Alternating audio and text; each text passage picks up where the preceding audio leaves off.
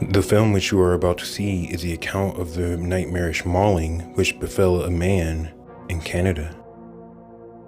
Originally from Bon Secours, Quebec, Canada, 28-year-old Jean-François Pagé was a man of many professions, from being a census worker in the large territory of Nunavut to working for a mining company near the small town of Whitehorse near the Yukon region of Canada.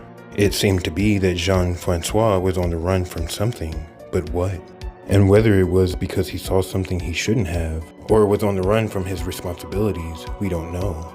Regardless though, the region that he now found himself was well known for its beautiful mountains, as well as its many lakes and dense forests, as well as being home to a very diverse array of animals such as sheep, moose, and mountain goats, as well as wolves and a very large population of black and brown bears. But with the large abundance of minerals in the region, mining companies like Aurora Geoscience set up shop and take their chances.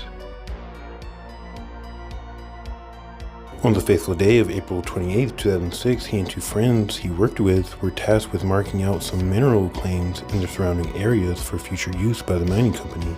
Many predators were also known to be within the area, but because the men had to carry such heavy cables, an axe, stakes, and GPS system, they never had enough room to carry a firearm or even any mace of any kind. And despite all this though, they always managed to walk away from any bear encounter that they ever had. Unfortunately though, that was about to change.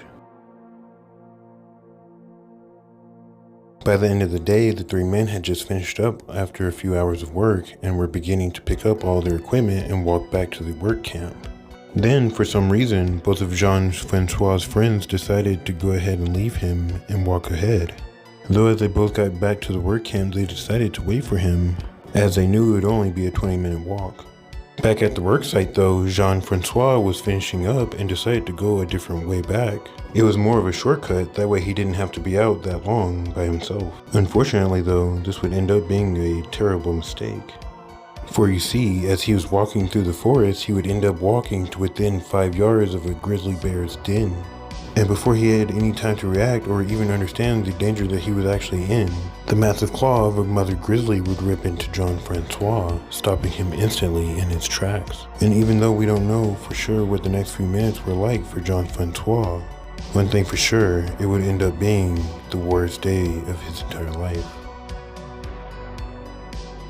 A little later, as Jean-François' friends were still waiting for him back at the mining camp, they knew that it would take him at least 20 minutes to walk back and join them.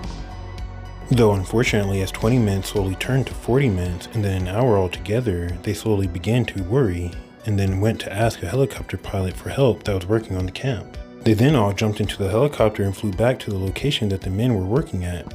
And now with a bird's eye view, they were shortly able to spot what looked like a human body laying still on the ground. And as goosebumps ran down their entire bodies, they all knew exactly what this meant. They then immediately called back to the work camp and told their supervisor that they needed a recovery team to the location as fast as possible.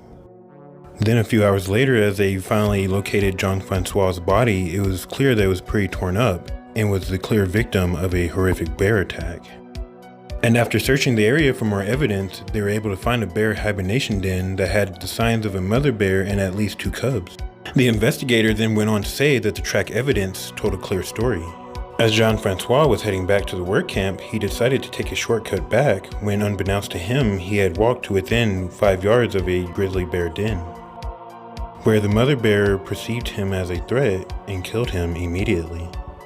The authorities then went on to hunt the mother bear down that was responsible, as they thought that she showed deadly aggressive traits and were afraid that she would be involved in another killing. So sadly, the mother bear was put down along with her 2 cubs, as they believed that they wouldn't be able to survive without their mother. The Yukon Worker Compensation and Safety Board also investigated the circumstances surrounding the attack, and at the end of their investigation filed 6 charges against Aurora Geoscience pertaining to inadequate training for their employees. They claimed that the employees were not aware of the dangers of working in bear country and were not equipped with the right equipment or training for that matter. With that being said though, may Jean-François Pagé rest in peace. And once again, thank you for watching. Remember to hit the like and subscribe buttons and turn on the notification bell for more content in the future. Goodbye for now.